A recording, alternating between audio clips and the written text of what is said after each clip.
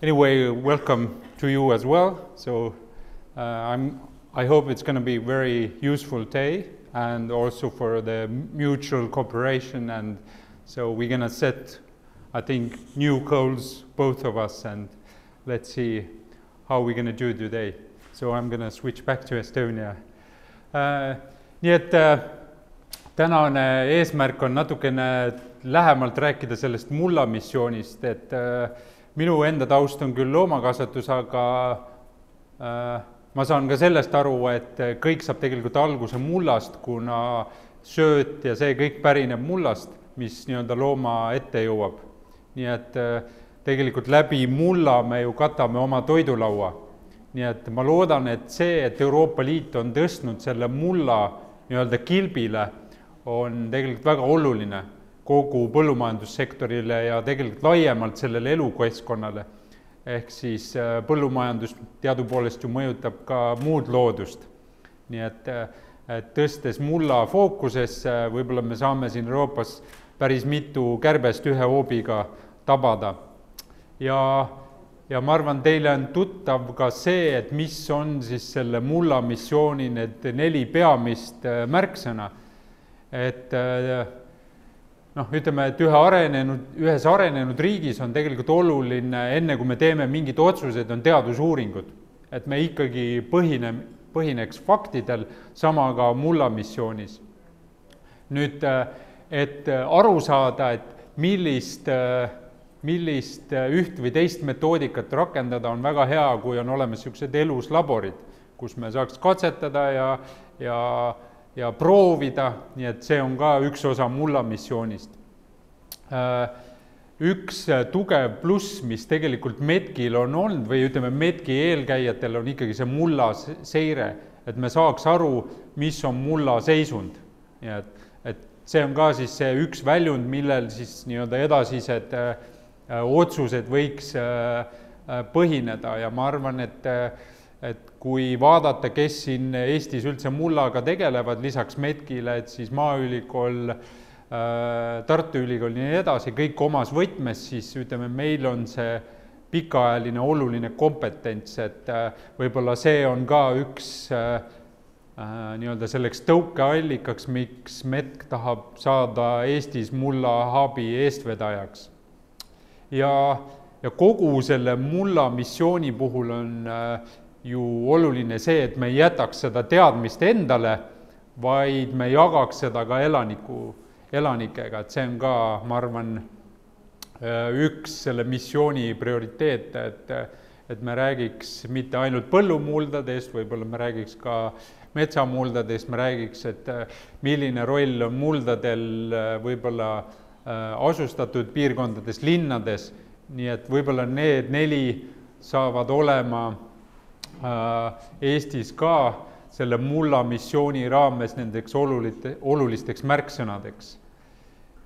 Nii et kõigepealt ma soovin oma kolleegidele, kes on aastakümneid selle mullaga tegelenud, et jätkugu teil jaksu, katsun ennast ka sellesse teemasse sisse lugeda, kui nii võib öelda, olen juba kolleegide raamaturiiulite juures käinud, neid pakse raamatuid vaatamas, aga ei ole veel julenud lugema hakata, aga küll ma võtan selle ka suvel ette ja ühtlasi ma soovin kõigile siis täna põnevat ja huvitavat mullaseminari. Nii et ilusat päeva kõigile. Olen agronoom, kohe ütlen ära, ja siis hiljem spetsialiseerusin mulla teemade peale, kui nagu teadustööst rääkida. Ja praegu siis olen põllumajandusuuringute osakonnas spetsialist, tegelen igasuguste erinevate mulla projektidega ja vaatame siis, mis meil mullast täna rääkida on. Kohe alustuseks ütleks seda, et võrreldes nagu varasemate aegadega, mil ma selle mullaga olen tegelenud, on viimastel aastatel mullast palju rohkem rääkima hakatud. Ja rääkima hakatud mitte üksnes nagu teadusringkondades, vaid pigem siis sellisel poliitika tasandil, projektides ja ütleme, et ka tavainimene võiks teada mullast. Muidu oli niimoodi, et küsid, et noh, et mis asi see muld on, see on liiv või savi. Jah, et põhiline ja ega ta praegu ka kipub olema niimoodi, et küsid, et mis muld on ja siis teevad kõik hästi targa näo pähe, et see on ju liiv, hurraa. Aga Euroopas on siis kokku võetud niisugused teadusuuringute põhjal terve rida asju, mis neid siis Euroopa muldi iseloomustaks. Ja on leitud, et kuskil 60–70% Euroopa muldadest on ebatervislikus seisundis. Täitsa õudne lugu, mis me siis nüüd teeme, et Eestis muidugi võib-olla seda nii otseselt öelda ei saa, sest meil on väga palju muldi on täiesti looduslikus seisundis, metsamullad, aga kui näiteks Euroopasse minna, siis suur osa maast on põllumajanduslikust kasutuses ja kui me nagu edasi vaatame, et mis need mured siis on, et siis sellest põllumajanduslikust kasutusest need suur osa muresid on võetudki. Ja plaanid on ka muidugi suured, et me tervendame kõik need 60–70% ära üsna kiiresti tegelikult minu meelest, sest tegelikult mullas toimuvad kõik asjad võrdlemisi aeglaselt. Aga tahetakse ju ruttu saada, et aastaks 2050 on elu väga ilus. Nii, ja siis veel siin mõned niisugused faktid ka selle teadustöö tulemustest tulenevalt, et on kokku loetud siis potentsiaalselt saastatud alad, neid on miljonites, 83% põllumundadest on pestitsiidijääkidega, see on suhteliselt selline viimaste aastate teema, kus neid on hakatud ka meil määrama ja noh, nii ta ongi, et nad kipuvad sinna muldadesse jääma ja mõned ka kogunema. Siis süsinikukadu on selline väga suur teema seoses, ütleme, nende kliimamuutustega ja meil, kuna meil on väga palju turvasmuldi ja just need, mis on siis põllumajanduslikult haritavad, kaotavad süsinikku väga kiiresti. Euroopas siis väga suur protsent aladest on ka erosiooniohtlikud ja kuigi meil mingeid suuri mägesid ei ole, siis ka meil on erosiooniohtlikke muldi olemas täiesti Lõuna-Eestis peamiselt. Siis 23% muldadest on tallamise tõttu tihenenud. See on nüüd selline teema, mida meie oleme ka siin Maaelu Teadmuskeskuses nüüd uurinud juba pikemat aega. 25% maast on kõrbestumise ohus.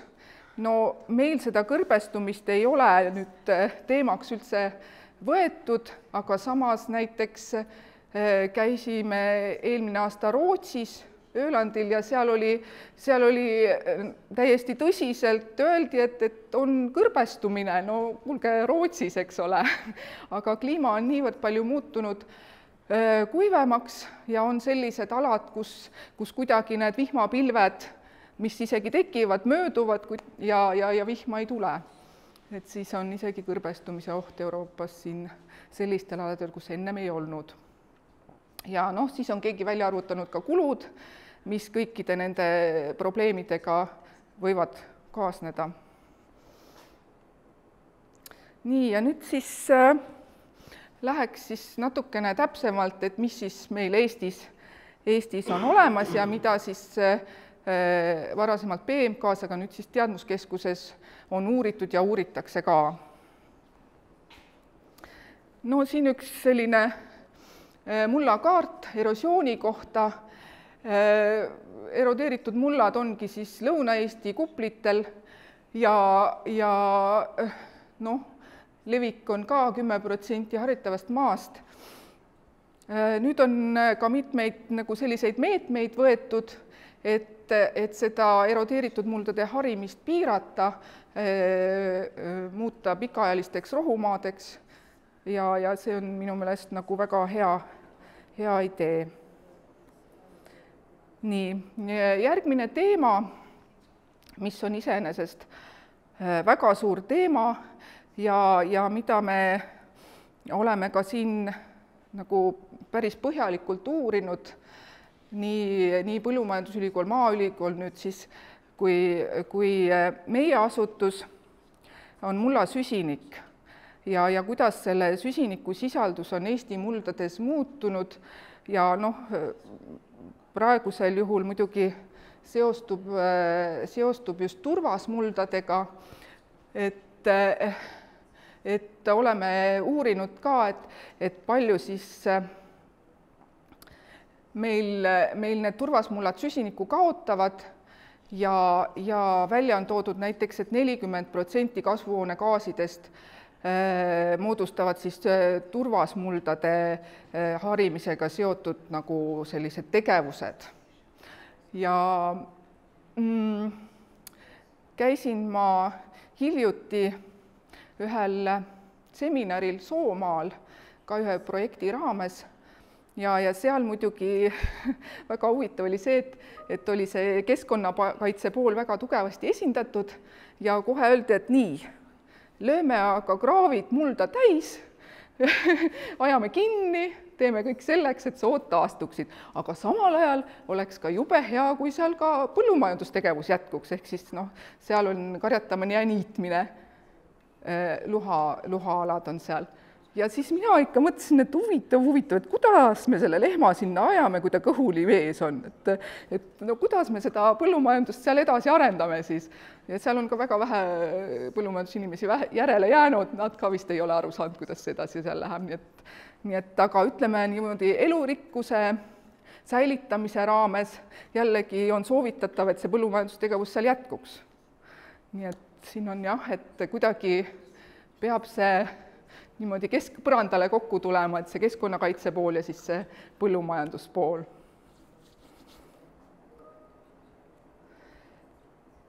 Siin siis selline väikene slaidikene näitamaks, et kuidas siis süsinikuvaru on 35 aasta jooksul vähenenud ja loogiline on see, et on nagu kõikides selles mullagrupis vähenenud, aga siis turvastunud muldadel, mis on see kõige viimane seal, on kõige olulisemalt vähenenud.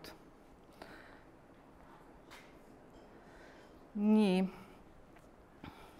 Üks teema, mis võib-olla selles Euroopa kontekstis nagu nii väga välja ei tule, aga meil on üsna oluline, on mullahappesus. Ja probleem on just selles, et meil on just Lõuna-Eestis happelise lähtekivimi tõttu levinud happelised mullad ja mulla hapestumise probleem on see, et kui me ka lupjame, et siis ta ei jää nagu püsima, vaid mingi teatud aastate pärast hapestub uuesti ja seda lupjamist siis tuleks nagu pidevalt läbi viia. Ja Maaelu Teadmuskeskuses siis uuritakse ka seda, et kuidas see happeliste muldade osakaal aastatega muutub ja siin on siis näha ka, et millistes maakondades, kuidas need happelised mullad on levinud ja kuidas see muutunud on. Siin on nagu natukene täpsemalt siis valdade lõikes see happeliste muldade levik. Nii, edasi nüüd ühe teema juurde, mis on väga oluline, ütleme, põllumajandustootmise seisukohalt, aga teiselt poolt on hästi oluline ka keskkonna seisukohalt, sest taimede väetamine on taimekasvatuse üks põhialuseid. Aga ma võin ka öelda, et see väetamine on väga huvitav asi. Ma olen ise ka agronoomina töötanud, küll ainult 5 aastat, ja toon ühe väikese näite. kasvatasin rapsikatseid ja ühel aastal vaatan, et no nii ilusad põllud ja katsed, taim kasvab hästi, no tuleb niisugune ilus 4-5 tonni võib-olla, no Võrumaal oli see päris hea saak ja ülla, parim sort oli 8 tonni. Ja kui ma siis kohalikule põllumehele seda ütlesin, siis mis sort see on, ma tahan ka seda sorti saada, et noh, hakkan kasvatama ja nii saan siis rikkaks ja õnnelikuks, aga sealt paar aastat siis edasi olid enam-vähem need samad sordid katses. Ja vaatan jälle ilus põld, tuleb kõvasti saaki ja noh, kõik see väetamiskeemia seal on üsna sarnased ja paraku vihma ei tulnud mitte üks raas. Ja siis juulis siis tuli esimesed vihmad, taim ei olnud sealt väetistest suurt mitte midagi omastanud ja siis hakkasid tulema need lisavõrsed ja õitses ilusti juulis taliraps. Ja ma mõtlesin, et huvitav, et kumma saagi ma nüüd ära koristan, et kas selle, mis nüüd õitses mul maikuuses või selle, mis nüüd juulis hakkas, sest see, mis juulis hakkas õitsema, et see tundus palju suurem nagu. Ja sealt tuligi siis 1-2 tonni, et need samad sordid. Jah, järelikult see taimede toitmine on niisugune 2 otsaga asi. Kõigepealt paar sõna lämmastikust, et lämmastiku sisaldust meie nagu väga oma muldades ei määra, sest lämmastik on teatavasti väga liikuv element ja kui on piisavalt sademeid, et siis ta omastatakse ilusti taimede poolt ära ja kui ei ole sademeid, siis uhutakse välja või lendub õhku. Ja siin lihtsalt tõin ühe väikese slaidi hoopiski vee poole pealt, et näidata, et kuidas lämmastik siis võib liikuda. Ja noh, siin on muidugi hästi näha, et mahedast ta nagu vette väga ei satu, kuigi võib ka sattuda. Aga siis erinevatel aastatel on ta erinev, see lämmastiku veekogudesse sattumine ja noh, eks need poliitikategijad ütlevad ka, et see lämmastik on üks igavene paha asi, kui ta vette satub. Teisest küljest jälle ilma ka ei saa põllumajandustootmist teha. Et siis ausalt öeldes, kui keegi minu käest küsiks, siis mina ei oskaks nagu hakake kõik mahedaks. Aga noh, jah. Siin on natukene välja toodud. Nii, edasi lähme siis järgmine põhitoitaine on fosfor. Jällegi välja toodud sellised ilusad numbrid, kuidas fosforisisaldus muldades on muutunud. Fosforisisaldus on üsna selline püsiv näitaja muldades, mis niimoodi ei lendu ega ei leostu nagu lämmastik. Ja selle tõttu teda ka määratakse rohkem, et teisest küljest jälle muidugi olen rääkinud ka tootjatega, kes ütlevad, et ega see määratud fosforisisaldus ei pruugi mõnikord näidata midagi, sest taim lihtsalt ei saa teda sealt kätte erinevatel põhjustel. Nii. Siin jällegi optimaalse fosforisisaldusega muldade osatähtsust valdade kaupa oleme välja toonud uuringutes ja jällegi vee poole pealt, et teine selline element, mis ei tohiks vette sattuda, ongi fosfor ja lämmastik, et muudavad siis seda vee seisukorda halvemaks ja siin siis oli välja toodud, et fosforisisalduse põhjal halvenes treenivee kvaliteet seireperioodil 2021-2022 kõikidel seirepõldudel suurenes siis halva ja väga halva kvaliteediklassi jäävate veeproovide arv. Aga siin ma usun ka, et see oleneb nagu sellest põllumajanduspraktikast, et tegelikult fosfori sattumine vette on ikkagi suhteliselt nagu keerulisem, lämmastik satub suhteliselt kergesti. Nüüd edasi kaaliumisisalduse muutus muldades. Siin on jälle samamoodi maakondade kaupa välja toodud, aga ma ütleks niimoodi, et need seired ja need näitajad siin on natukene nagu sellise, kuidas ma nüüd ütlen, selleks, et teada saada, kuidas Eestis nagu olukord on. Et põllumehele on ikkagi oluline see, et kuidas tema mullas need asjad on nagu muutunud või ei ole muutunud, et milline seisukord seal on. Nii. Järgmine teema on siis taimekaitse. Jällegi väga oluline, aga nagu ma ütlesin, et viimasel aegadel on päris palju hakatud tähelepanu pöörama sellele, et mis sellest taimekaitsest sinna mulda jääb. Ja ma ise olen ka neid mullaproove kogunud ja oleme mõelnud välja neid metoodikaid, et kust siis kõige paremini on näha, et kas siis päris sellis pinnakihis on need jäägid või on nad sügavamal. Ja ütleme, et neid jääke on sealt leitud, kuigi mitte nii-ütelda kriminaalses koguses, et ei hakka nad nüüd kedagi otseselt mürgitama, aga siin on see teema, et siit on nagu näha ka, et neid erinevaid jääke on nagu selline kompott seal mullas. Ja keegi nüüd ei tea öelda, et kuidas see siis mõjutab, ütleme, mulla tervist või sealt edasi ka, kui ta liigub taime, et kuidas ta mõjutab inimeste tervist. Ja järjest enam sellele nüüd hakatakse tähelepanu pöörama.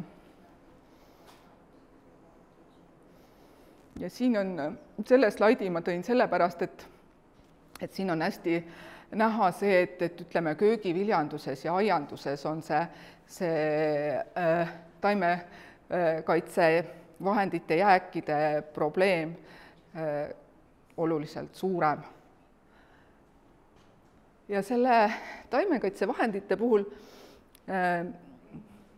mina vaatasin, et mul seal ema juures ilus põld, kasvatati seal lutserni ja muud taimed olid ka kõik, imeilus liblikad lendasid, putukad sumisesid ja siis tuli see põllumajandustootja ja tõmbas sinna glüfosaadi peale. Kõik muutus pruuniks, koledaks, üks ainukene nurgakene jäi selline, kus tõesti see liblikad edasi lendasid ja siis ma mõtlesin, et miks nad seda küll teevad, et ma saan aru, et see tehnoloogia nagu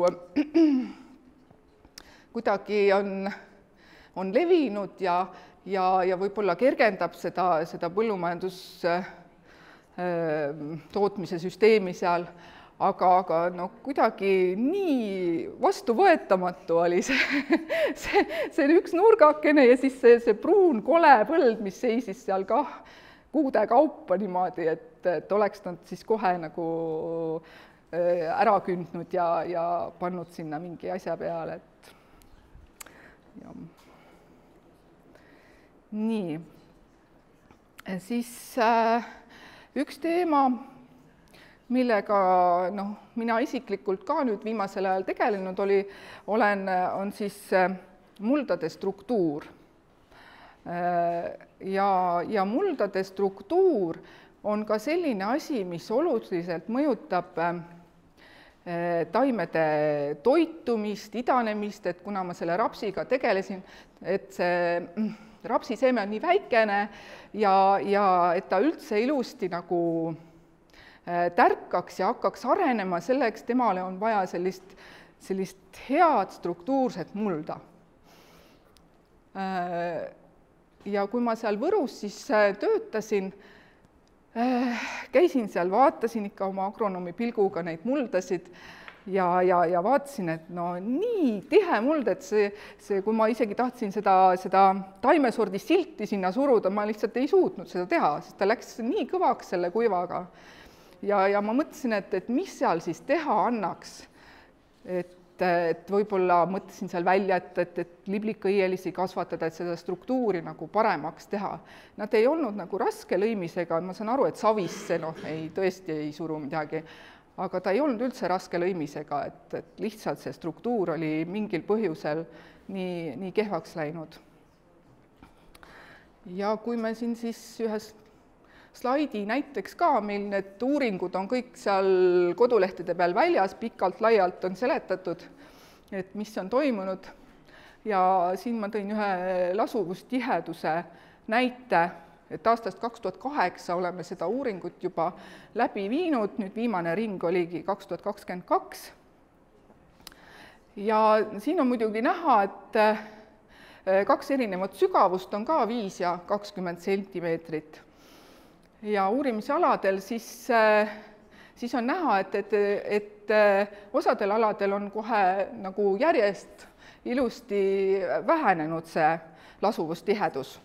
Et siis sellega kaasneb see, et tavaliselt, et muldade õhustatus paraneb, veerežiim paraneb, aga samas jällegi on näha ka, et osades kohtades on need mullad üsnagi tihenenud ja kui käia nagu ringi, siis on näha, et pärast suuremat vihmasadu see vesi nagu püsib ja ei liigu mulda, kuhu ta tegelikult peaks liikuma.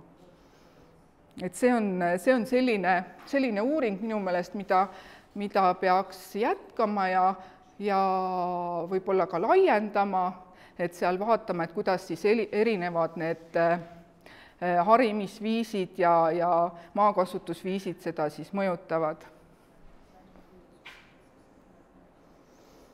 Nii. Ja siis ma olen siin juba pikalt-laialt Eesti mulla omadustest rääkinud, aga see kaart on lihtsalt näitamaks, et meie mullad on tõeliselt kirjud. Et kui ma olen ka erinevaid teiste Euroopa riikide mullakaarte vaadanud, siis nad on nagu üsna ühtlased ja ütleme, ma saan aru ka, et põllumajandusmaad ongi suhteliselt ühtlasema mullastikuga, et meil on metsamaad, soid, üleminekud kõik ühest mullaliigist teisele ja muld on väga kirju. Aga see tähendab ka seda, et Eesti põllumees, tootja peab olema ka äärmiselt tark ja paindlik. Sellepärast, et järjest enam läheb asi selleni, et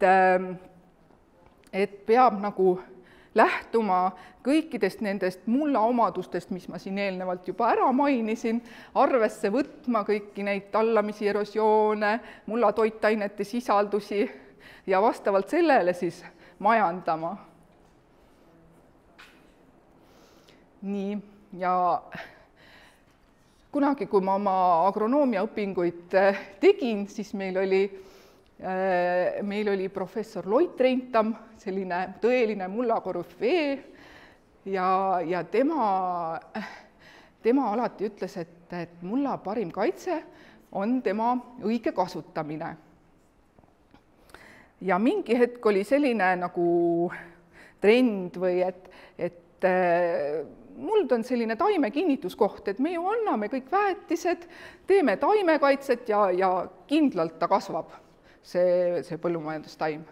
Nüüd on asjaolud väga oluliselt muutunud ja mina kui mullateadlasena ka, et ma ei taha küll mingite umbrohtude kasvatamist propageerida, aga kui mina näen umbrohtu mulla peal ja eriti, kui ta veel eriti hästi kasvab, siis ma mõtlen, küll on hea muld, on ju.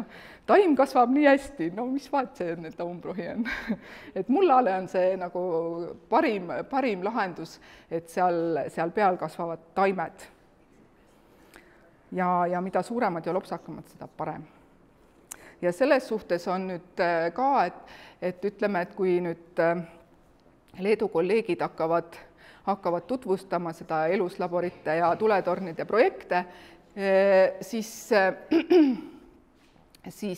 ei ole nii, et ainult põllumajandustootjad peavad oma muldade eest hoolitsema, vaid ka see käib metsaomanike kohta, riigi kui metsaomaniku kohta, linnade kohta, et kõikide alade mullad on kaasatud ja peavad saama nagu selliseks terveks, nii ütelda. Nii. No ja siin ongi siis millised on meie eesmärgid. See on nüüd Euroopa tasandil, et osa nendest eesmärkidest võib-olla meile nii väga ei lähe korda, aga osa on kindlasti väga olulised ja me peaksime sellesse panustama hakkama. Nii. Siin on väike selline pilt, et millesse see muld nagu kõigesse kaasatud on, et võiks ju mõelda, et ongi ainult siis, et põllumajandustootmiseks või metsanduseks vaja, aga tegelikult see muld on nagu kõige alus ja võib-olla sellised asjad, et ta on isegi mingi kultuuripärandi säilitaja, et tundus nii vähe tähtis võib-olla, aga tegelikult on oluline. Nii, siin siis on nagu välja töötatud terve hulk nagu seadusi, mis on seotud mullaga, et varem oli kuidagi niimoodi, et need mullateadlased, need omaette seal nokitsegu, nad teevad mingit imelikku asja omaette ja meie siin võib-olla elurikkuse inimesed, meie loeme taimi, aga nüüd on niimoodi, et tahetakse kõik ilusti kokku tuua, et kõik on kõigega seotud ja ei ole enam sellist eraldatust. Siin ma lihtsalt ise mõtlesin natukene nende teemade üle, et kuidagi olen siin-seal käinud seminaridel ja välismaal neid teinud ja kuidagi mõned niisugused märksõnad, mis on kõrvu jäänud,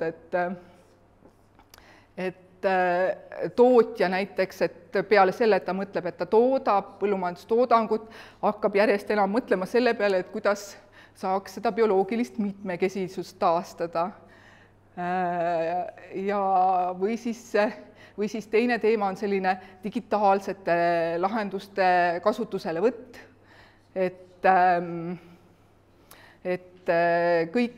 kõiki neid omadusi nagu arvesse võttes leida sellised parimad lahendused, kuidagi mulla toitainete sisaldused, et vastavalt siis oma sellele konkreetsele põllulapile välja töötada siis see, et palju ma sinna siis väetist panen või ei pane.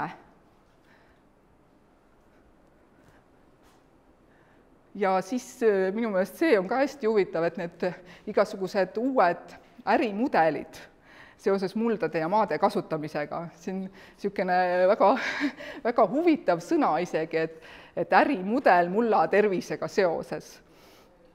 Et meil on need ärimudelid nagu seotud kuidagi PRIA-ga, et PRIA maksab spetsiaalselt mingit toetust sellistele tootjatele, kes oma muldadel siis rakendavad mingeid meetmeid, et talvist taimkatet ja seal pikaajalisi rohumaid teevad, et siis me maksame selle eest, et see on see ärimudel siis.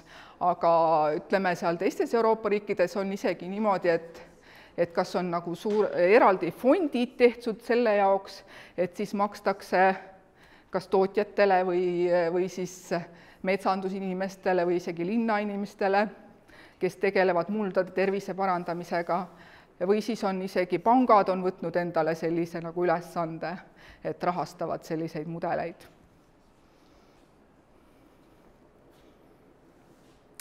Nii, ja siis siin lõpetuseks veel natukene, et kuidas tavainimest kaasata, et see mul tundub no tõsiselt keeruline teema, et ta ongi.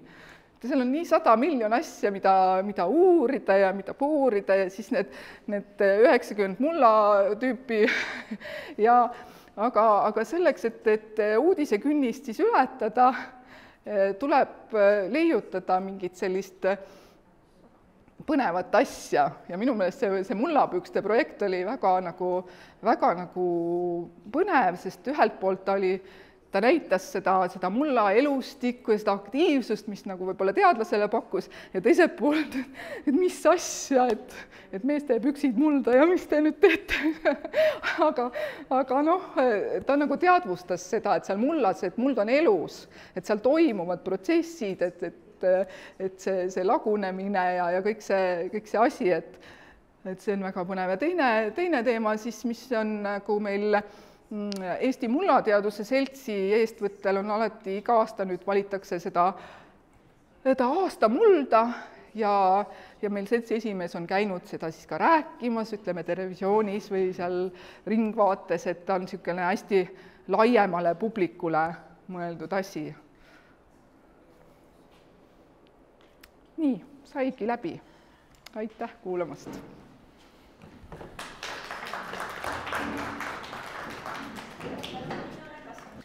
So, in the beginning, I would like to represent myself. I am Erika Mankute from Lithuanian Agriculture Advisory Service, and I'm working in marketing department as head of marketing department. And our organization has some international projects, and one of them is Projekt NATIONS. So, the Nations, the main goal is to spread awareness about healthy soil in all of Europe, not just in Europe, but also we have some countries in Africa. Also, we already made some seminars in Turkey as well.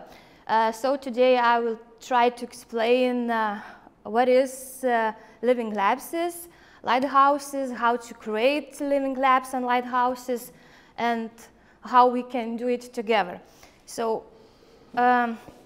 Firstly, I would like to say that today we're taking pictures and also we're making videos, and all this material we will use in internet, so in social media and YouTube as well. So I hope it's not bad for you, and if you don't want, so you can write for us email and we'll try somehow to arrange GPDR, all things. So firstly, you know that there is a soil deal for Europe. So, like we in Lithuania, when we are talking with our farmers, usually we are saying that normal, productive, effective crop production farm starting from healthy soil. But in my opinion, normally I'm saying that everybody should put more effort to healthy soil, because it's not just, I don't know, something for farmers, but it's treasure of everybody of us. Like it's very important for communities, for society as well. So maybe I will sit. It's not not comfortable for me. So you know that we have problem with unhealthy soil, and who knows who is responsible for it, but normally we know that for everything in our earth, in our lives, it's like we are responsible, like humans are responsible for it. So now my mission said that we should put a lot of efforts to make like the bad situation of the soil. And you know that soil deal have 5 missions, and one of the most important is for the soil. And the main goal is till 2030 to make our Europe soil like in healthier way. And as I saw, the colleague showed already the slide, but it was in Estonian. So the mission have 8 objectives. So the first one, and it's very important, is reduce desertification. The second one, conserve and increase soil organic carbon stocks. Stop soil sealing and increase reuse of urban soils. Urban soils also is very important, not just agricultural soils. Reduce soil pollutions and enhance restoration. Also, it's very big deal, prevent erosion. So in Lithuania we have this kind of problem. Improve soil structure and to enhance soil biodiversity. Reduce the EU global footprint on soils. And improve soil literacy in society. So the last one is like how you can be more literal in soil, but it's the thing. This point is for society.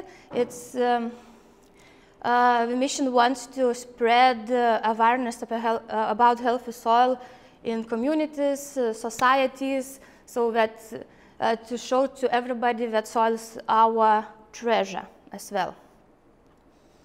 And also, I saw in the slide, I saw that it was 100 living labs. I think it was in Estonian, but I tried to read. So actually, the main goal till 2030 to create 100 living labs and lighthouses across the land users. So not just in agricultural range, so in forestry as well, in natural, industrial, and urban sites. And we know that it's not easy to do this because it's kind of new mechanism, but mission put a lot of money and effort to spread awareness during all the Europe. And the main thing that they want that problems should come from bottom-up approach. So, for example, farmers could say that we have this kind of problem in soil. Foresters could say we have this kind of problem of soils, not from government, not from EU, but from us. So I think it's very important, and it's a little bit different than we look from other projects, for example. And I remember that in the beginning I already heard that you talked about four building blocks of the mission, so it's very important. And as we know, one of the most important is the first block is research and innovation programs. So when you have knowledge, data, technologies, then you create infrastructure.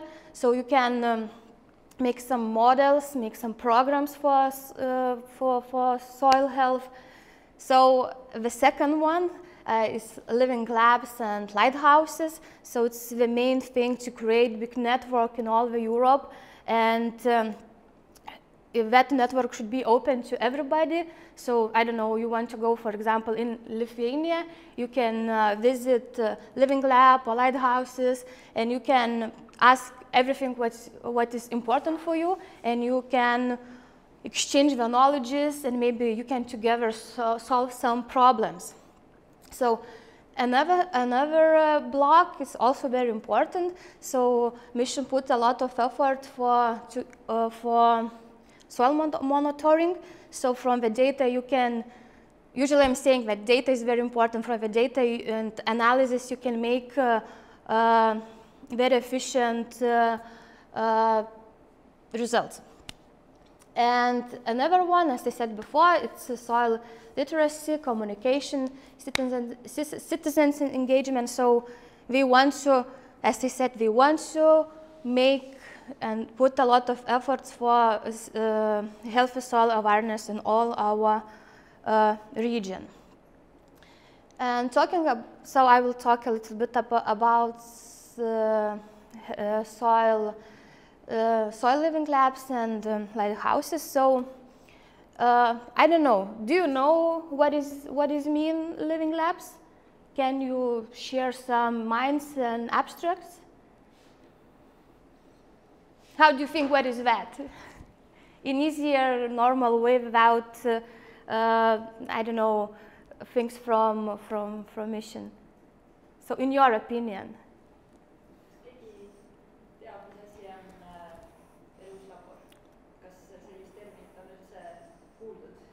Have you heard about it?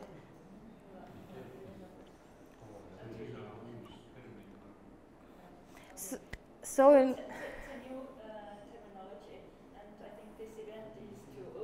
okay, I just want to have some discussion. So in the normal way, it is a living lab is like a live mechanism which consists with different types of organizations.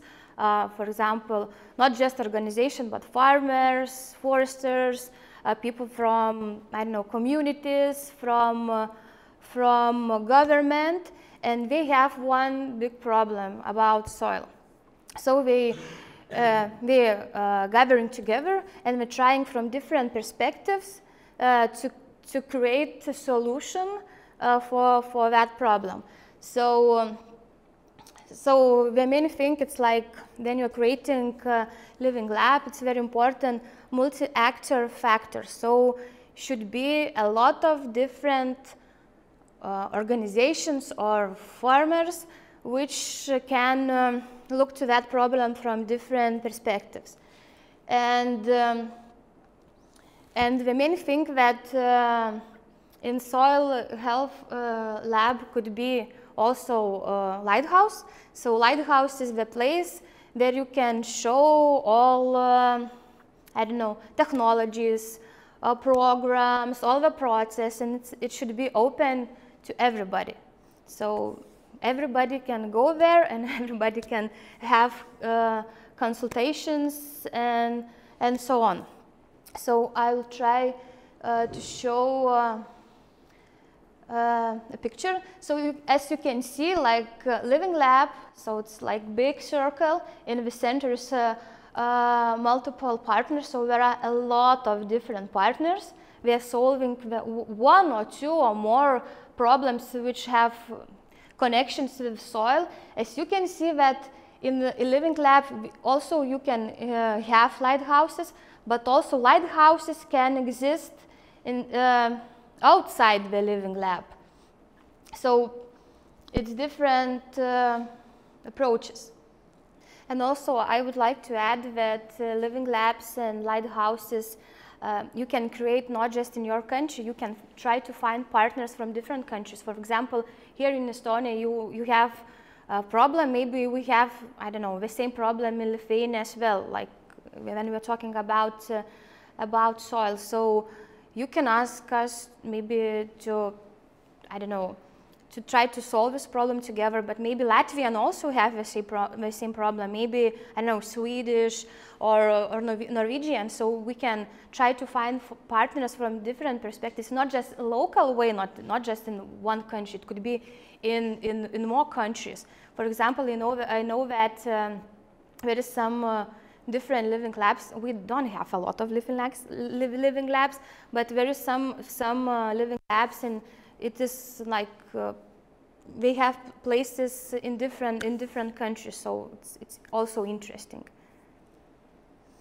And as I said, who can participate in living labs or lighthouses? So you can see also 4 different segments, different parts. So you can see that in living labs can participate school, colleges, universities, research institutes, and innovation labs, public or private sectors, from government as well. It's kind of different, but normally in other projects, government or public sector not very involved usually. So also industries. So it's interesting that commercial companies also can participate. I saw some pictures from Baltic Agro, so Baltic Agro also can participate in it, and also citizens. So all people like communities, they can say that we can see here the problem and we would like to find partners and we would like to solve this problem together. So multi-actor approach for this, but it's very different in organization, or people can also person can raise the problem for living lab. So this thing I said. So why implementing the living labs? We had with partners, we had big discussion in the beginning on this year, and we tried to find why organization could want to participate.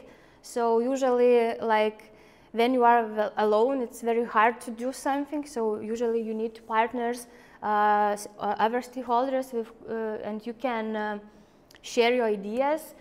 Also, sometimes there is problems when you are speaking in different language. Not like language, like when you're, for example, that you have different approach to different problems. And also we know that, for example, farmers, when they are alone, so we have in Lithuania a situation, when they are alone, so them are very difficult to think about different solutions of soil health. So what to expect from living labs? So we are thinking that we can learn from each other. We can try to think out of the box when we are trying to solve some problems of healthy soil. Also, you can try to work with other partners side by side. So also you are not alone, and it's very important to find faster the answer when you're trying to solve some problems. So it's like mini list when you are trying to find good things, when you're trying to solve some problems in living lab. So now you can see it's very small map. In this map you can see some places, some countries in which there are some living labs. So if you count, it's so far away from 100. As I said, like the goal is to create 100 living labs. And in our region, we can see, like in Estonia, I can see there is 2. I don't know, you know this example? Probably not.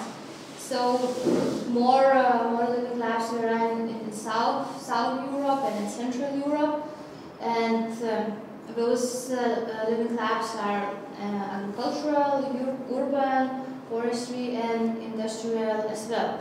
And I have some examples for you. So I don't know. I hope this video will work, because it's better to see on video how in other countries those living labs are working. So one of examples digital village, and other robotic platforms. So it is from Serbia, and they are from bioscience. They are very strong in technology, in digitalization. They also have some connections with Lithuania, and they are creating some interesting apps for farmers, for other businesses as well. So they were one of the first companies who put all efforts to work with farmers, and they created some results. So it's the results of real working living labs.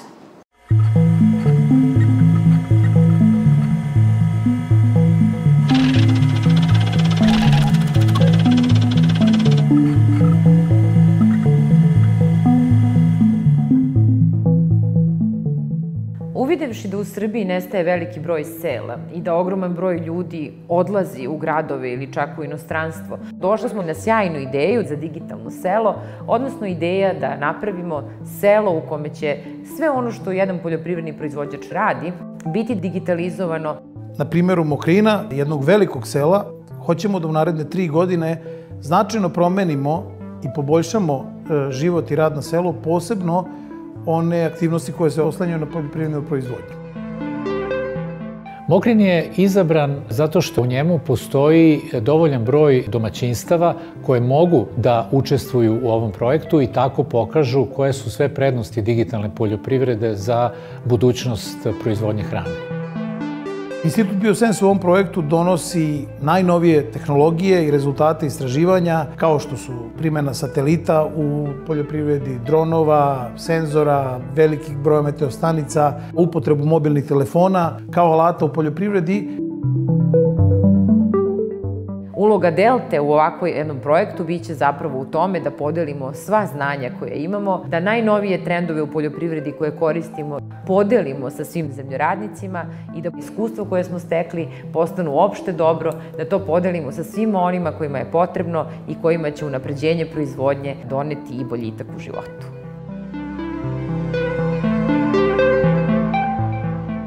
Uloga Mokrin House je da bude edukativni centar za one koji su se prijavili da učestvuju u projektu Digitalno selo i pored toga mi dajemo i zemlju koju imamo kao ogledni primer da učesnici u programu vide kako digitalna poljoprivreda stvarno funkcioniše.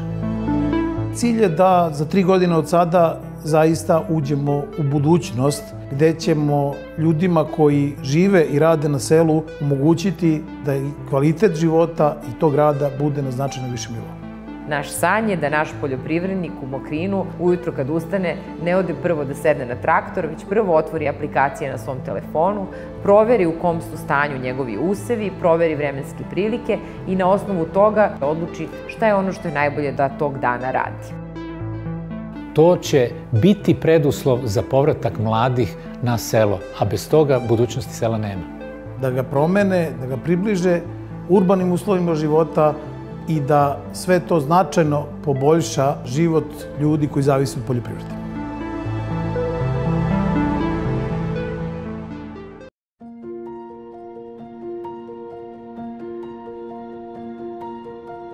How much do we really know about our own field and what it hides?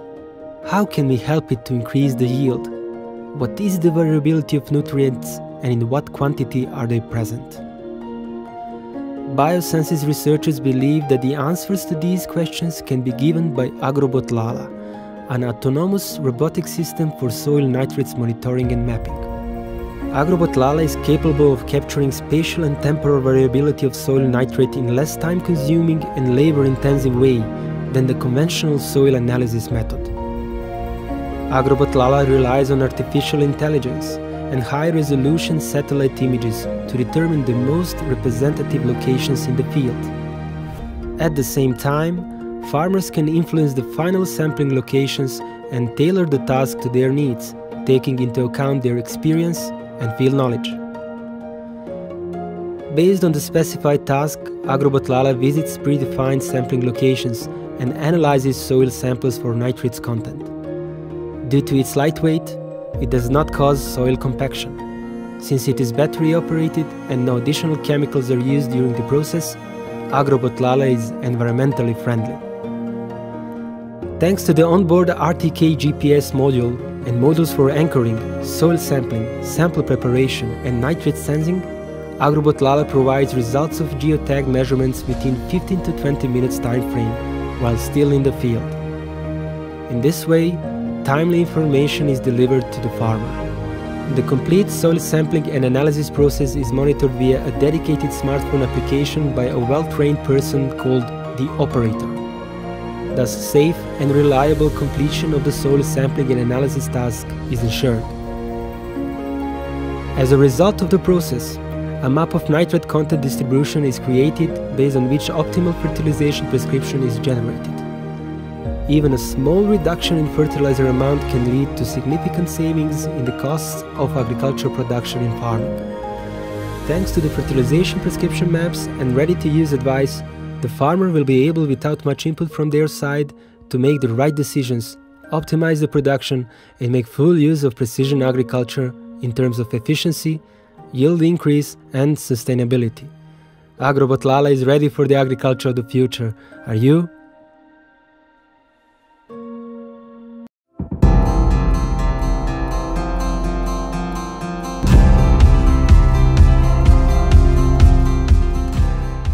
METK On-Farm Living Lab is an agroecology-focused nationwide participatory experimentation network which includes a variety of field trials and technology tests co-designed and co-implemented with farmers in Hungary with the aim to promote agroecological transition.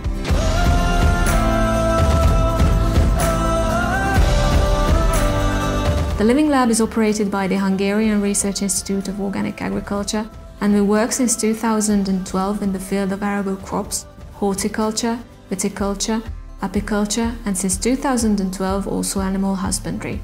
In the frame of the On-Farm Living Lab, we test in different sub-networks how new products, practices, and technological innovations perform under the diversity of everyday farming. Participating farmers gain feedback directly from their own production experiences, land, and technology, therefore creating space for open innovation, product development, and dynamic knowledge co-creation between farmers, researchers, and other stakeholders of the value chain. For instance, we reintroduced land-raised tomatoes into agricultural production and into the everyday diet in Hungary in the form of a product called land-raised tomato seedling. Tomato landraces are heritage cultivars that are only preserved in gene banks since industrialized agriculture uses modern breeds and mostly hybrids. However, landraces can contribute a lot to agrobiodiversity, can facilitate local adaptation strategies, farmers can achieve better livelihood and resilience through genetic diversity, and enrich everyday diet. We are currently testing the methods for copper substitution in organic plant protection, local protein supply and animal nutrition, or the different ways to utilize grassland biomass. Moreover, our Living Lab is not only active in Hungary, but we are experienced in EU-funded international research project implementation as well. The METK On-Farm Living Lab is at the forefront in Hungary of studying issues such as sustainable crop and animal management, from which the farmer benefits directly and makes impact on production practices and efficiency, thus contributing to the sustainability and resilience of farming systems and have a positive effect on the local climate adaptation. So we saw some examples what did people from Serbia, so maybe you also have some ideas and you can try to find, I don't know, some people who are good in IT and also can create something interesting and useful, not just for farmers but for society as well. I would like to mention that in some places, lighthouses, we call it science post as well. So as I mentioned, I would like to say that in one living lab could be, as I said, not one partner, not one farm, not one side. So it prefer from, I don't know, from 10 to 20 in different literature. It's written different numbers, but this is the most common. So to create normal, big and useful living lab, you should have more than 10 partners. So it's very important. So I put it to this slide because before I said also about this, so, but you should remember this thing. And as you know, now we're having like the first wave of living labs, of creating living labs. So in 2021, in EU Commission, in the mission also we started to talk about this kind of type of projects. So we had a lot of discussions about a lot of engaged sessions, and from January, practically from January, we started to talk more loudly about living labs, and we have some calls now, like for support. So the first, the first wave, as I can say, ends in September, and after that it would be like the second wave for the development and innovation phase. It will be from 25 to 26, and it's like the fourth wave and third wave as well for 25, 26, and the last one, fourth, it will be from 2027. So as I said, like till 2030, we should have like big, strong network of living labs. Like we should have 100 living labs. So now in work program 23-24, we can see that. So now we have calls. For us, I think the most interesting calls is co-creating solution for soil health and living labs. So RIA means research and innovation. So budget, like you can see the first one, 36 million euros. So it looks a lot, but to win, as I can say, can just 3 projects. So support will get just 3 projects, and for one project, it's about 12 million euros. So in one project, you can create more than one living lab. So it's also important to mention. And another one is carbon farming in living labs. It's also the same RIA. It's also, but there is less money, just 12 millions. And we are planning to support just one project, and also for one project we will give 12 million euros. So, as I said, this year on 17th of January, there is launch the call for proposals. A deadline, it's very important, it's 20th of September, and on December. They will say your application is approved or not, and we are thinking that next year the partners who want to create and establish living labs should sign grant agreements and start implementation of the projects. As I said. 36 and 12 millions. It's like the main things, as I said as well. And also I forget to mention that should be multi-actor criteria. So should be more than 10 partners for one project. And also then they will check all applications, and you should show in application the bottom-up approach. So a lot of partners, but they should be different partners. You can try to find farmers, research institutes, people from forestry, maybe people from government. So you should have more very different partners. So it would be helpful to get support for the project and for living lab. Also, each funded project will create 4 or 5 living labs or more. It depends. Now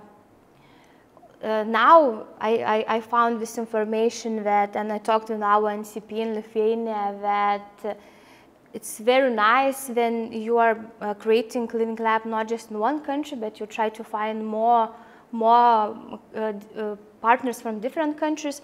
So it's very nice when you have at least 3 partners from different countries or states. And also try to, your idea should be innovating. You should create some interesting and useful innovation. And I think that's all what's the most important. And the calls you can find in this website, search funding and tenders.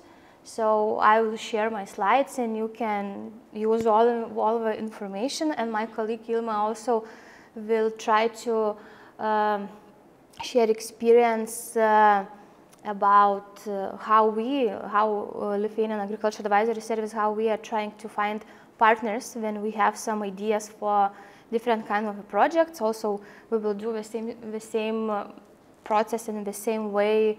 Then we'll try. We also want to participate in living labs, so also we are trying to find partners for it. So I will skip this places because I know that Ilma will talk. This is interesting numbers.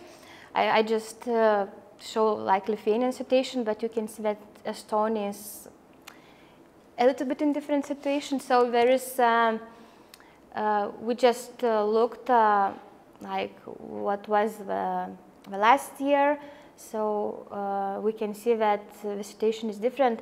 Like Baltic states are not very, how to say, competitive. For Baltic states, it's not so easy to find new interesting ideas or to find partners who want to create good project application. And I hope that in the future it will be a different situation. So for this reason, we're trying to raise awareness about not just about healthy soil, but about living labs or lighthouses, or about partnership. About partnership to creating some solutions for big problems for everybody. So I talked about it as well, and I would like to say some words about our nation project. So, as I said, one of the biggest goals of our project is to raise awareness about the healthy soil and about living labs. So, for this reason, we are making different kind of engagement events. Also, for us, it's the first wave. Next year, we also have some similar events, and so we are going to different countries. Sometimes we're organizing online seminars. So in this case, we came here because Lithuanian Agriculture Advisory Service is responsible for Estonia and for Latvia as well. So for this reason, we are here. Normally, one country who are participating in this project has from 3 to 5 countries, so we have this big opportunity to travel and to spread good knowledges. And I think that it's also very important. You can come to nation website, and you can, I think in one place you will find a lot of useful information about living labs, lighthouses as well. And also we have very unique thing. We have the mentor network through the Europe. There are, I think, about 50 people who can help you when you have some ideas. They can help you to fill application forms, to say what you can change, and they descriptive. They will not say your ideas to other people. So I think it's very, very nice thing. It's not profit, so nobody gets money. Mentors, they will not be paid, so they are working and they are volunteers. So in this project. So from my side, I think that's all. So if you have some questions, so you can ask now, or you can write me. I will try. If I don't, I will not answer. So I will try to find it, because we have a lot of partners in all over Europe. So maybe now you already have some ideas for living labs or other projects. So we can make matchmaking session, and we can help for you. Thank you, Erika. Kas kellelgi on Erikale küsimusi? Eluslaborite kontseptsioon. Jaa. Thank you. So are there any active living lab projects like this already operating in Europe? Yes. Now there is about, I don't know, but about 20, but just little part of it is for agriculture. It's even, for example, in Lithuania, we don't have living lab which could have connections with agriculture, but we have some living labs for community service. So there are some examples, but not with agriculture. Actually, on September I will go to Serbia, and I will try to visit all their living labs, and maybe next time when I will come to Estonia, I will show not the video, but I will share experience. So there is some, but not a lot. But for soil health in particular? I think just few. But is it possible to find these few examples? Actually, I can try to ask the partners, because I know that there is, and I can share. I will write for you, and you can share. Okay. Okay. Thank you for your presentation. I have a question about how to approach to the farmers. You show us so much information, so that I think we have few farmers here today with us, so they are blinded. I know. So much information. So what would be those first 3 steps? How to approach the farmers that you can, involve them in those living labs. So what are your tips? So if you would like to engage Estonian farmers in the living lab, what we have to do in the first, second, and third stage? I think ask farmers what they need. Yeah, bottom-up approach. Yeah.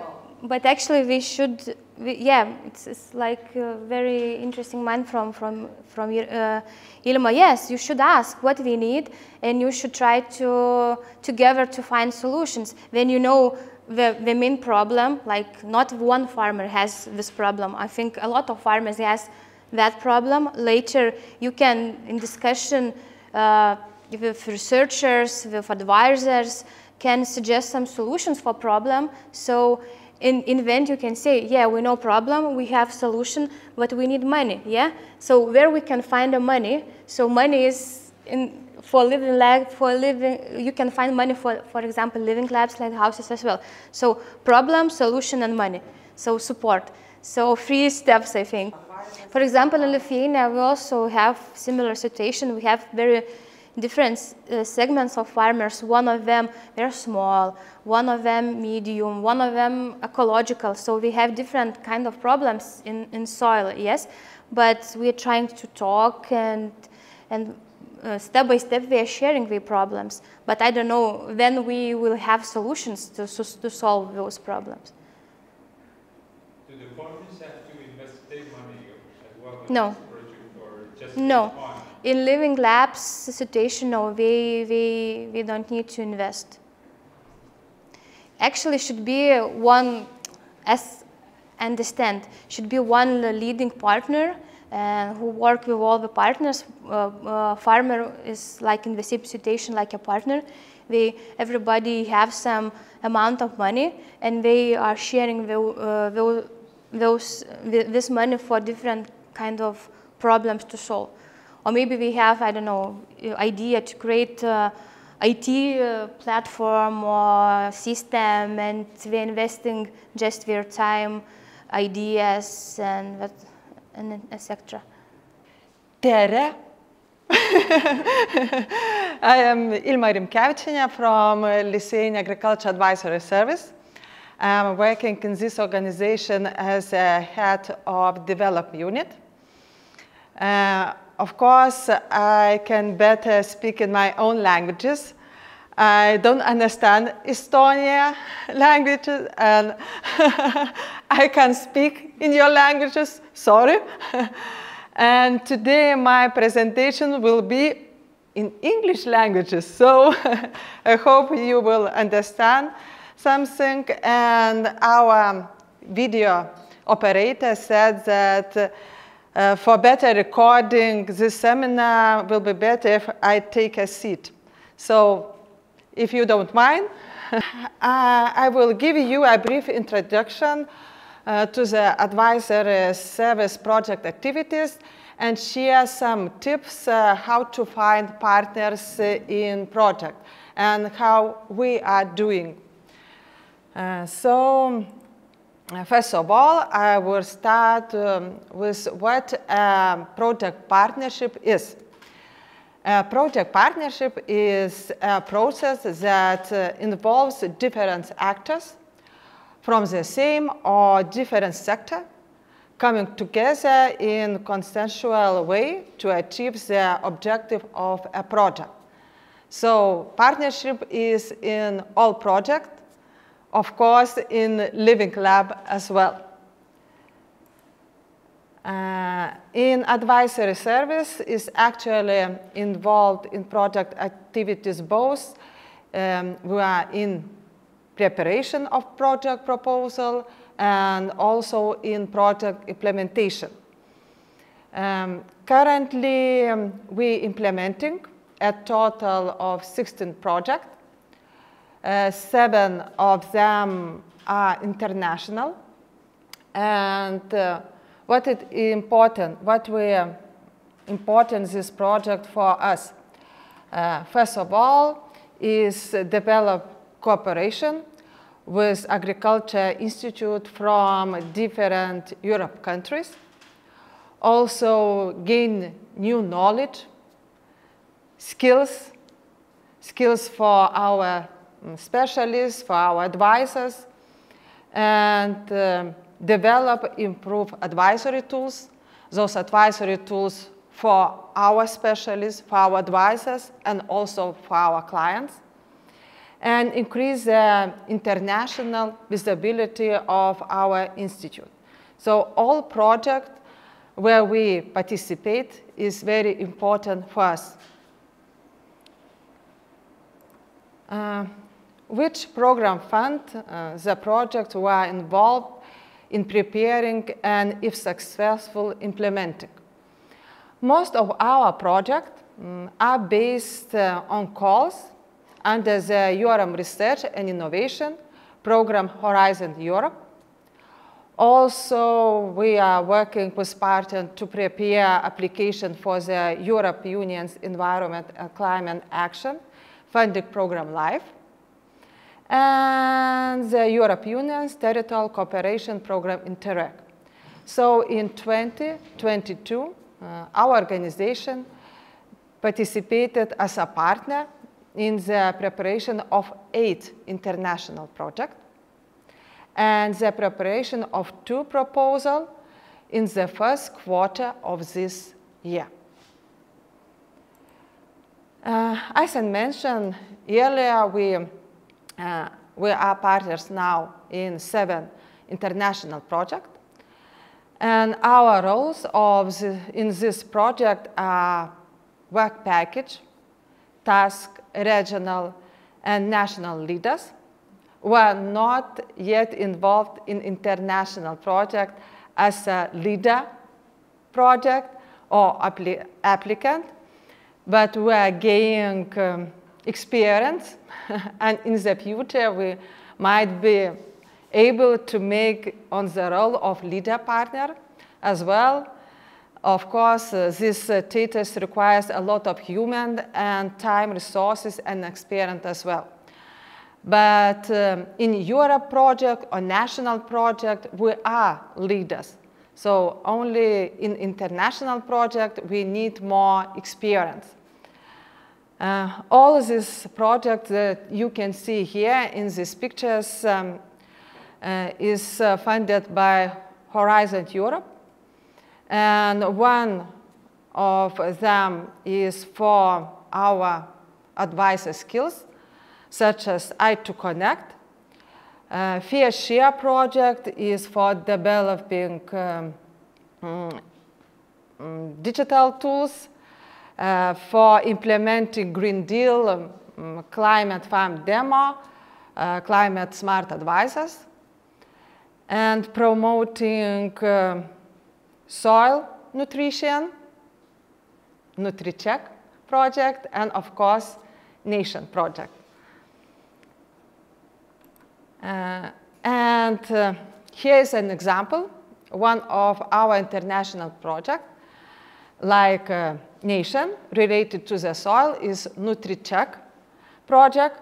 It started this year duration this project 3 years.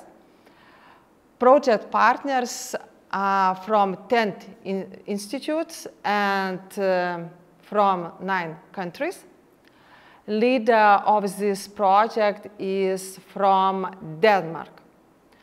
The aim of this project is to create an international multi-actor thematic network to optimize the use and control of nutrition in plant fertilized technology, to increase the accuracy of crop nutrition at all Europe Union level, and to inventory and systemize the tools used in Europe for crop nutrition decision making.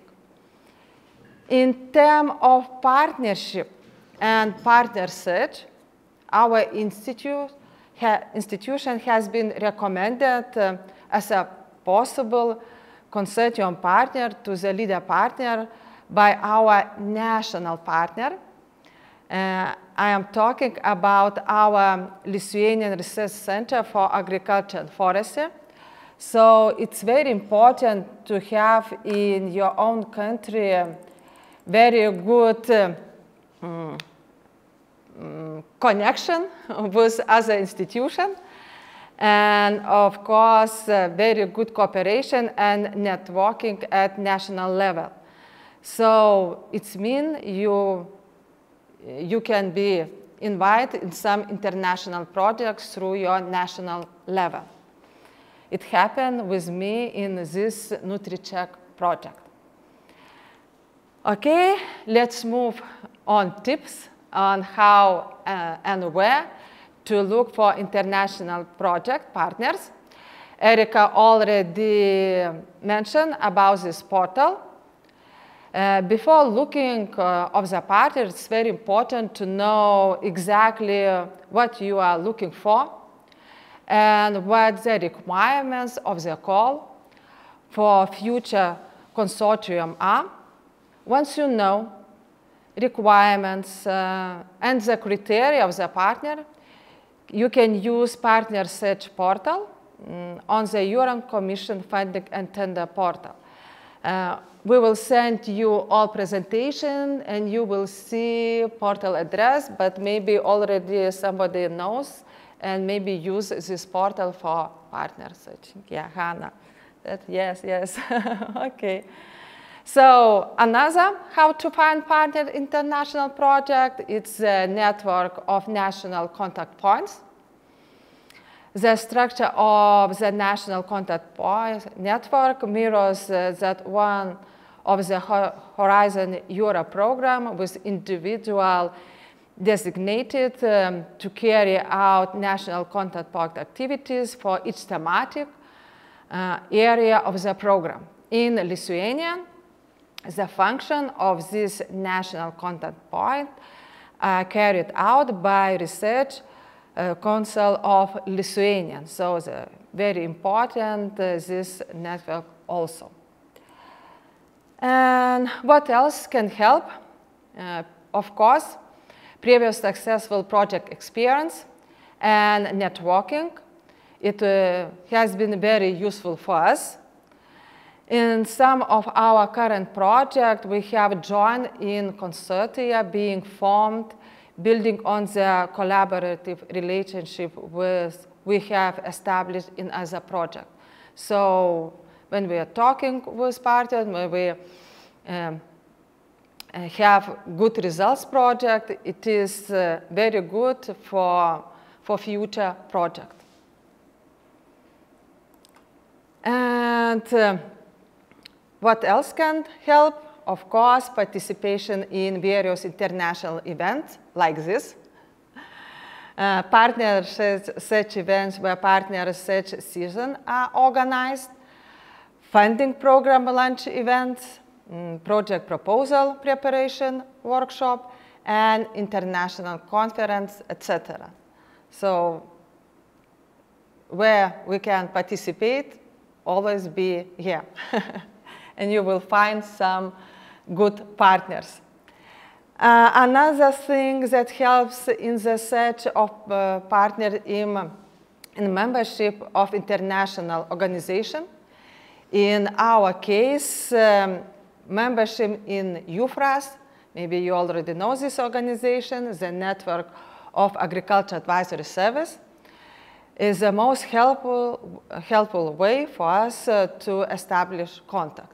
And you already know this organization, and I hope it's helpful for your organization as well.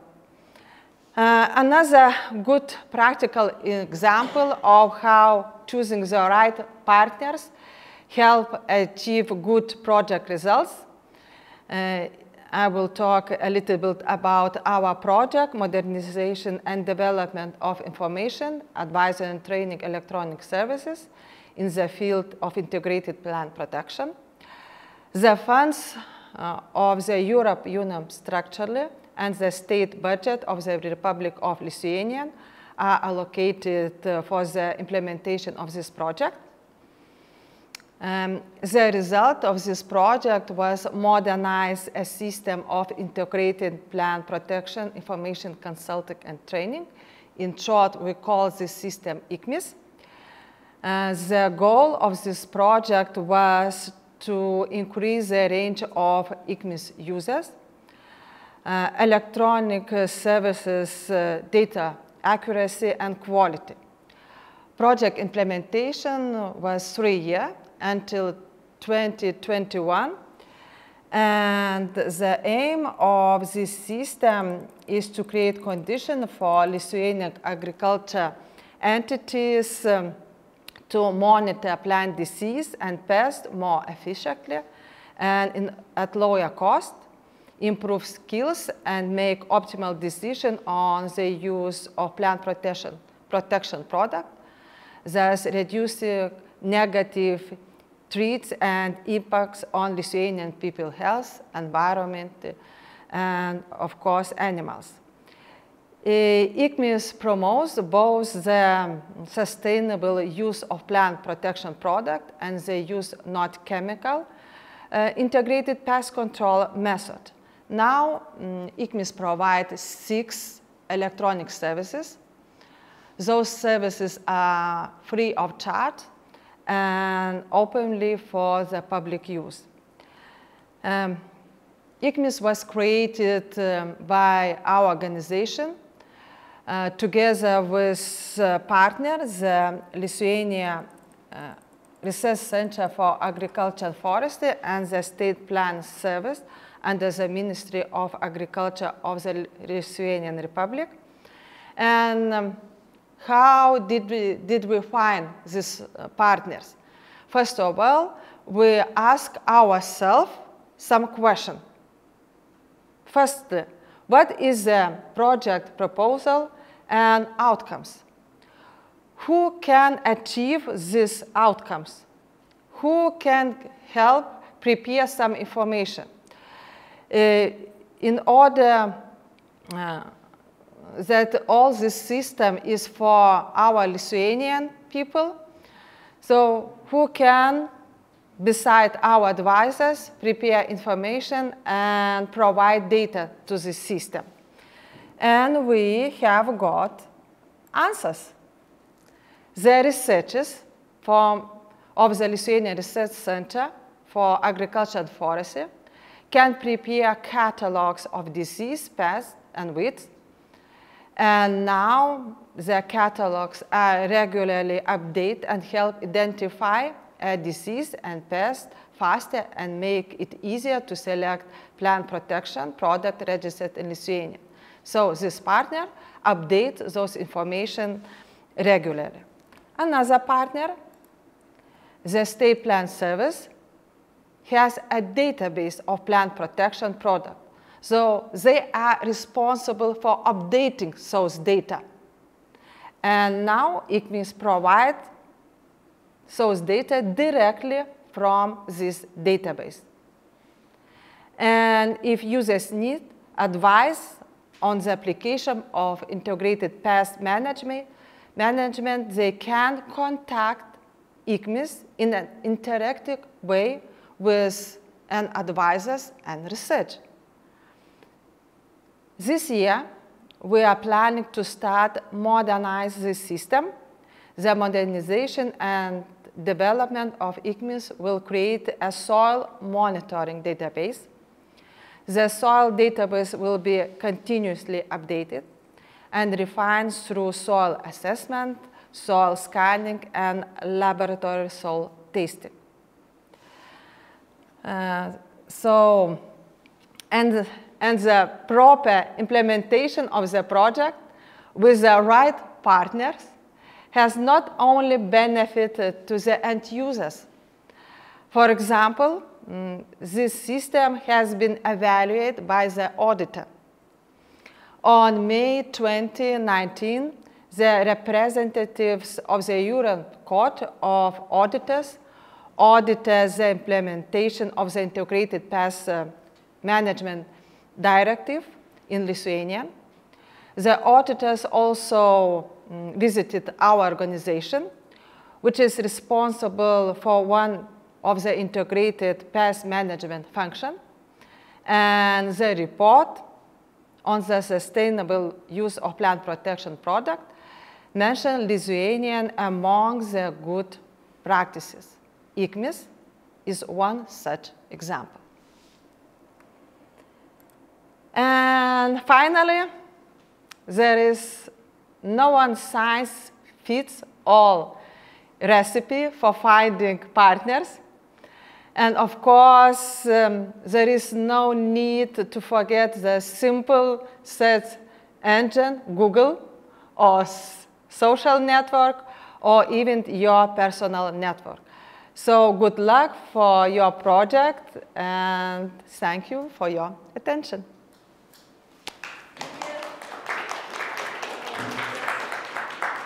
Good partners are really important. Nii, tundub, et saame jätkata. Ja mina olen siis Siirira, olen Maaelu Teadmuskeskuse agroökoloogia valdkonna juht. Ja kui me siin oleme rääkinud, et eluslaborid kui selline koostöövorm, et aitab lahendada erinevaid küsimusi ja probleeme nii keskkonna poole pealt kui põllumajanduse poole pealt, siis Maaelu Teadmuskeskuses, endises põllumajandusuuringute keskuses on ka välja töötatud mitmeid kaardirakendusi ja need on ka tegelikult ju põllumehe abilised ja nad on seda nii keskkonna poole pealt kui ka tootmise poole pealt. Ja ma tõin siia, et võib-olla kõik veel ei tea täpselt, kuidas meie uue asutuse struktuur, mis 1. jaanuarist nüüd töös on, täpselt välja näeb, et kus me siis, mis osad meil on ja millest me koosneme ja kus me paikneme, siis Maaelu Teadmuskeskus töötab siis alates 1. jaanuarist sellest aastast ja oleme loodud siis Eesti Taimekasvatuse Instituudi ja Põllumajandusuuringute Keskuse baasil. Ja need kaardirakendused, need on just loodud mullastiku valdkonna poolt. Mullastiku valdkond asub meil siin põllumajandusuuringute osakonnas ja teaduse asedirektor oli täna meil hommikul ka siin sõna võtmas ja avamas, on ka praegu siin, et teaduse valdkond on siis selline suurem plokk, mis on loodud siis Eesti Taimekasvatuse Instituudi ja Põllumajandusuuringuste Keskuse endisest teaduse plokist. Siis endiselt on meil olemas ka laborid, mis on siin majas ja ka Jõgeval ja katsekeskused. Et kõik meie tegevused, need praktilised tegevused, teadustegevused, kõik, kuna me räägime täna siin mulla temaatikast, on otsapidi mullaga seotud ja pärastpoole me lähme ka agrokeemialaborit vaatama ja mitte mulla, vaid taimetervise mikrobioloogia laborit. Ja kuidas kõik need tegevused, mida me teeme, ka meilt välja jõuavad ja me teada saame, mis üldse riigis toimub, selle jaoks ja et meie Eestis selline innovatsioon ja teadustegevus areneks ja jõuaks tõepoolest ka edasi tootjani ja sama teiselt poolt ka tootja vajadused jõuaksid meile, on meil olemas erinevad võrgustikuteenused, innovatsiooniteenistus, maaeluvõrgustikuteenistus, nõuandeteenistus, mis tuleb küll hiljem, ja teadmussiirdeteenistus, mis hetkel juba on täiesti olemas. Ja see on siis selline kolmas plokk, mis on nii-öelda kolmanda asedirektori kureerida. Et mina siin täna tegelikult ei ole üldse mullastiku valdkonnast, et ehkki see ettekanne on kokku pandud mullastiku inimeste poolt, siis kahjuks nad ei saanud meiega täna liituda. Aga oluline on see, et METK-il on need praktilised kaardirakendused olemas ja on pakkuda ning töötame ka edaspidi nende nimel, selle nimel, et see rakenduste valik oleks veelgi laiem ning veelgi parem. Et hetkel on meil siis muldade kasutussobivuse kaardirakendus, muldade lõimise kaardirakendus, erosiooni kaardirakendus ja mullaniiskuse kaardirakendus.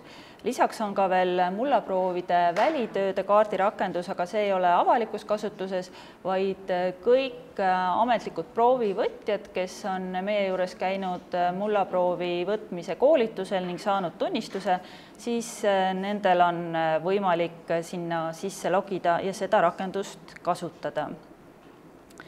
Kõik meie poolt loodud kaardirakendused on leitavad muidugi meie kodulehelt. Ja rääkida siis mulla kasutussobivusest, ma näitan kõigepealt üle-eestilist kaarti ja siis saame kodulehelt vaadata ka lähemalt. Et siin on näiteks toodud rukki sobivusklassid, et tumeroheline on väga hea ehk kõige parem ja lillaga siis väga väike. Ja siis erinevate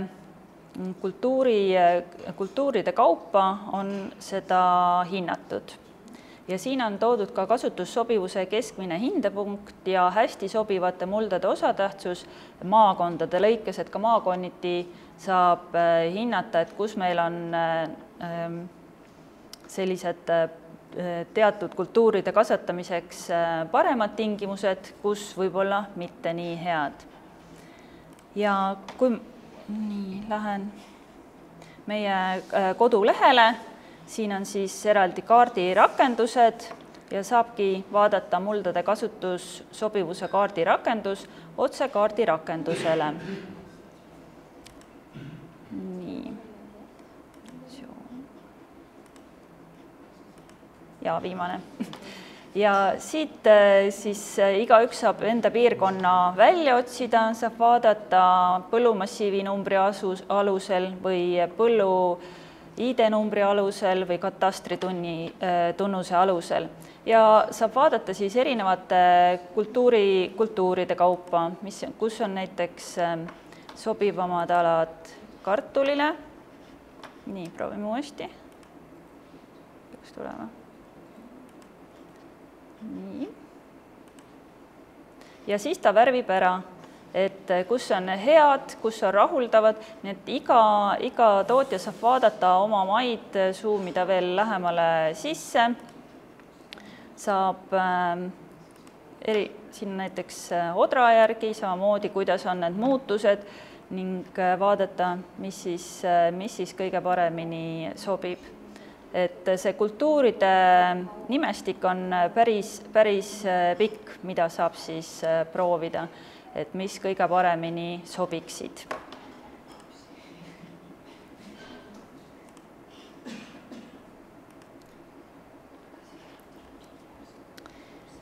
Siin on toodud näiteks odra kohta üle-eestiline pilt, et selles kaardirakenduses ongi kõige parem vaadata enda või ütleme sellise väiksema piirkonna kohta, et sellist suurt Eestist välja zoomida, sealt võib-olla on keerulisem. Aga siin siis pilt Eesti kohta. Ja ka siin siis kasutussobivuse keskmine hindepunkt, hästi sobivate muldade osatähtsus maakondade lõikes odra kohta.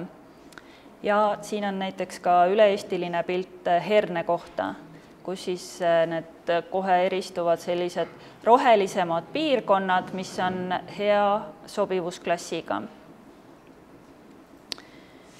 Nüüd järgmise kaardirakenduse juurde liikudes, siis jah. Kuidas?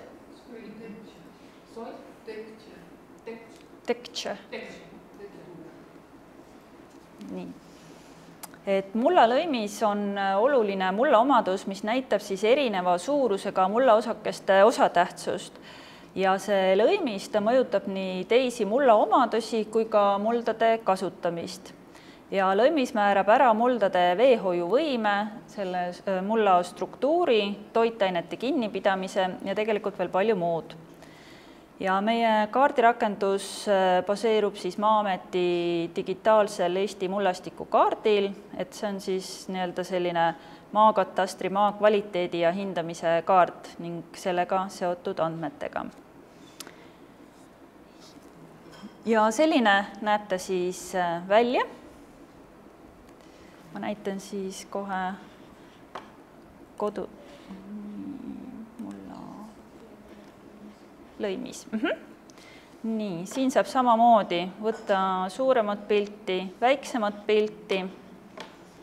Kõigepealt otsida siis ennast huvitav koht üles siis erinevatel alustel. Ja siin on siis spikker ka ees, et mis värv mida näitab. Ja juurde on võimalik võtta ka siis riiapõldude kiht, kus on märgitud.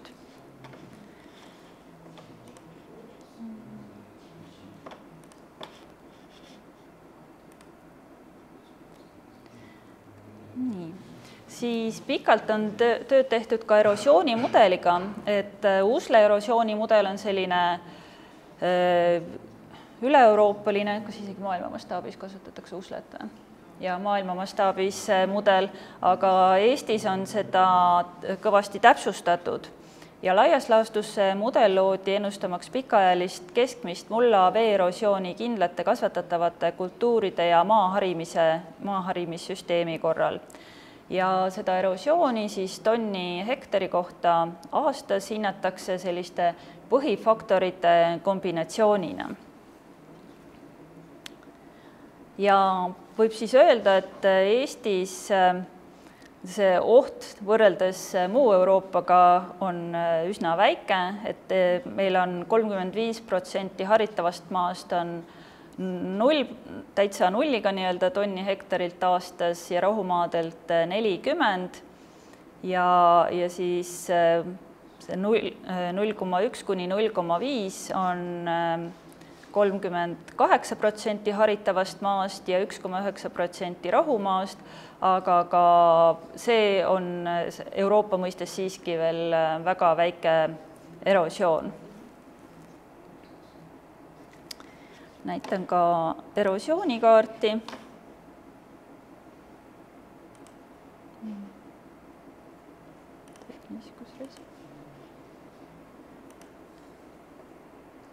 Nii, see on nüüd mulla erosioonikaart ja siin saab siis samamoodi otsida täpselt ennast huvitava ala üles erinevate näitajate alusel ja siis siit täpsemalt vaadata, et mis on potentsiaalne erosioon tonni hektarilt aastas, mis ta oleks mustkesalt, et need on nii-öelda mudeldatud kõik.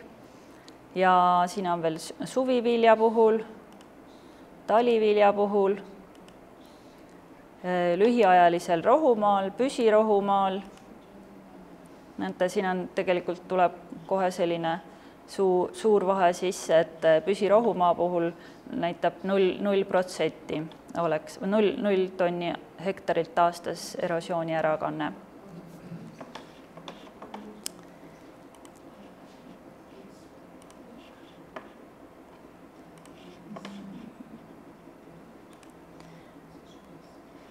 Ja siin on ka siis uuesti näidatud, et potentsiaalne mulla veeerosioon, kui taimkate puuduks. Ja samad alad on siis mudeldatud erinevalt, et mulla veeerosioon suviviljadel ja püsirohumaadel. Et selgelt on siis näha, kui oluline on taimkate ja siis nii-öelda ka püsiv taimkate erosiooni suhtes. Ja põhjalikumalt saategi siis vaadata meie kaardirakendusi meie enda koduleheküljelt. ja kui on kellelgi veel huvi, kes on koolitatud mullaproovivõtja, siis YouTube'is on tegelikult ka üleval meil täpsem juhend, kuidas kasutada seda spetsiaalset kaardirakendust mullaproovide võtmiseks.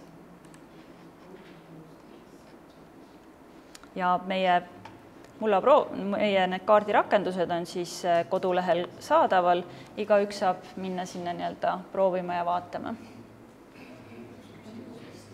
Jaa.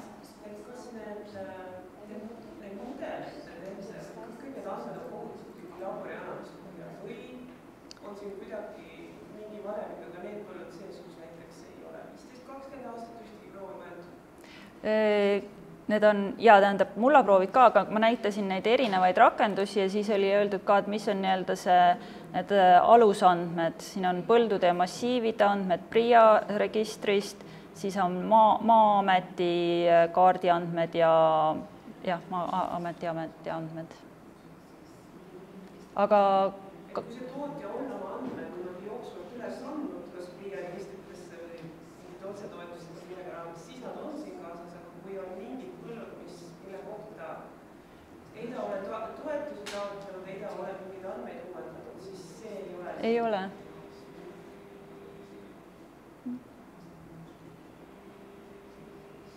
Nii. From what organization database those all data coming to the system? There are different sources. One is our land office, land board, land board, and the RDP paying agency data is also included. But the information about the soils, about the water level, about the erosion? For the erosion, there was modeling done with the slopes and the data on the soil, as in RDP agri-environment measure, we have a requirement to take the soil samples, and this has been already since really beginning. In every 5 years, farmer has to take the soil sample. So, and if the soil samples are collected via the certified soil samplers and tested in the laboratory, we get the all the data. So all this data over the years is integrated into this system as well. And how many advisors, certificated advisors, soil samplers you have there? We have the public list actually somewhere in our website as well, how many we have the certified soil samplers, but actually we do organize the trainings ourselves, and every farmer who has interest can come to the trainings and pass this training, how to take the soil samples, and then they get the diploma and they can take these soil samples. But they do it by hands, yeah? Yes, by hand. Mm-hmm.